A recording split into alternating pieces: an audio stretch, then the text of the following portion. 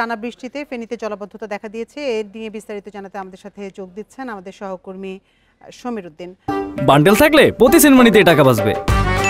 বিকাশ send money bundle কিনে জিতুন প্রতি লেনদেনে। সমীর, এই মুহূর্তে ফেনীর পরিস্থিতি কেমন দেখছেন? এখনো সেখানে বৃষ্টি হচ্ছে কিনা, আর জলাবদ্ধতায় ভোগান্তির চিত্র জানাবেন।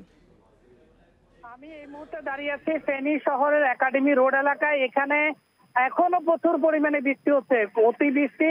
কিছুক্ষণ আগে আবহাওয়া অধিদপ্তর জানিয়েছে প্রায় 406 মিলিমিটার বৃষ্টিপাত তারা রেকর্ড করেছে। এই মুহূর্তে ফেনী শহরের নিম্নাঞ্চল, যেটি ফেনী শহরের প্রায় প্রত্যেকটি অলিগলি এখন পানির নিচে ডুবে আছে।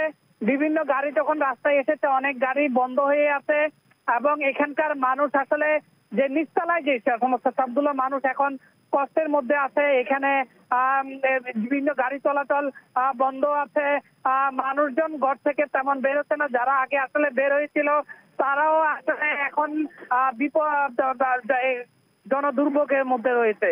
তো এখানে এত পানি জমে থাকার মূল কারণ সেটি আমরা এখানকার পৌর প্রশাসক বলেছে, এখানকার যে ড্রেনেজ যে ব্যবস্থা এইটি সংকীর্ণ সরু, যার প্রেক্ষিতে এত বৃষ্টির পানি এই সরু ড্রেন দিয়ে নামতে পারছে না। ফলে এই জলাবদ্ধতা দীর্ঘস্থায়ী হচ্ছে, বৃষ্টি বেশি হচ্ছে। আর এখানকার পানি উন্নয়ন বোর্ড বলছে ফেনী সীমান্তবর্তী মুহুরী এবং সিলোনিয়া নদীর পানি এই মুহূর্তে বিপদ সীমার উপর দিয়ে প্রবাহিত হচ্ছে। আপনি জানেন যে গত 2024 সালের যে ভয়াবহ বন্যা, এই বন্যার সময় কিন্তু এই পরিমাণ বৃষ্টিপাত হয়েছে। তবে গতবারের বৃষ্টিতে এবারের বৃষ্টিপাতের যে রেকর্ড সেটি ছাড়িয়ে গেছে। তো এখানকার জেলা প্রশাসক বলছে স্থানীয়দেরকে সতর্ক থাকার জন্য বলছে। তারা বলছে যে বন্যার যে আশঙ্কা সেটি এটা হতে পারে, তবে এখানকার স্থানীয়দের বলছে তাদেরকে সতর্ক থাকার জন্য।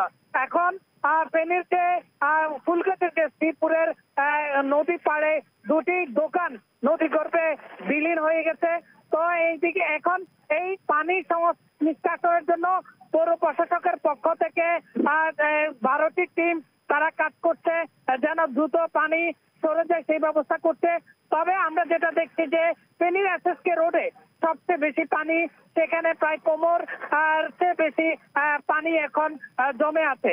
আসলে এখানকার মানুষ উদ্বেগের মধ্যে আছে, উৎকণ্ঠার মধ্যে আছে।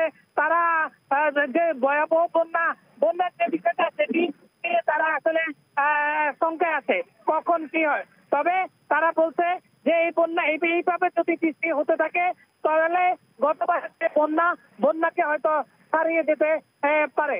আর এখানকার মানুষের যে দুর্ভোগ, স্কুল কলেজ যেগুলো আজকে পরীক্ষা ছিল তারা হল কেন্দ্রে গিয়ে বিপাকে পড়েছে এবং বিভিন্ন স্কুল যেগুলো এগুলো ছুটি হয়ে গেছে।